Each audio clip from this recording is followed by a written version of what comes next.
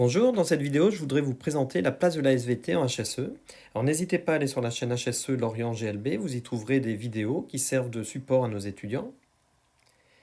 Alors, nos préoccupations, elles tournent autour de l'environnement et de la santé. Je vais commencer par l'environnement. En environnement, on va s'intéresser à diverses pollutions, pollution du sol, de l'air, de l'eau, et puis bien entendu aux déchets.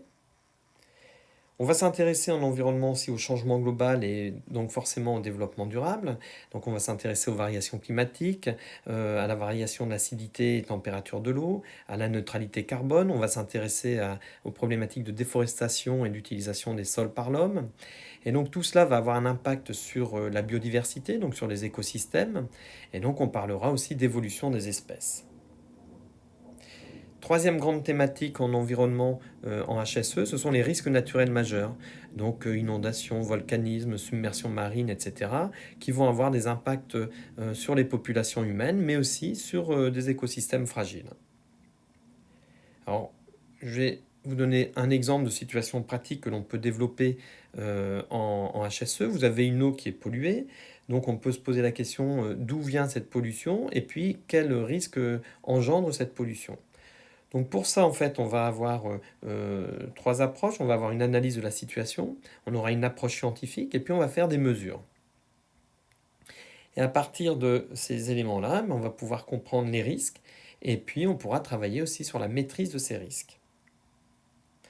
Donc ces risques et cette maîtrise permettra de limiter les impacts sur les écosystèmes, sur la biosphère et bien entendu sur la santé des populations.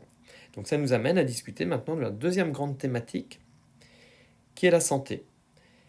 Alors en HSE, on va par exemple pouvoir travailler sur la physiologie de l'homme et comprendre un petit peu toutes les grandes variations qui se passent au niveau d'un organisme quand il est à l'effort. Et donc, on va pouvoir faire des travaux pratiques, par exemple, au niveau duquel on va faire du vélo, faire courir des étudiants, et puis on va faire un certain nombre de mesures pour comprendre ce qui se passe dans l'organisme.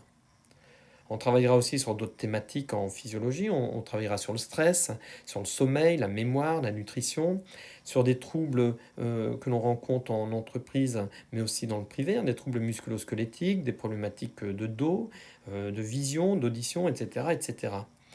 Donc en fait, notre objectif à terme, c'est de faire ce qu'on appelle la physiologie du travail. La physiologie du travail, c'est je pars d'une situation de travail, je comprends cette situation et je comprends l'impact qu'elle peut avoir sur l'organisme. Donc je comprends les risques pour la santé.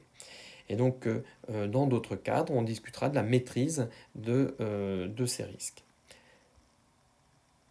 Au final, en SVT, on va donc faire de l'écologie, de la toxicologie, de la microbiologie, du risque naturel majeur. On va travailler aussi sur la physiologie.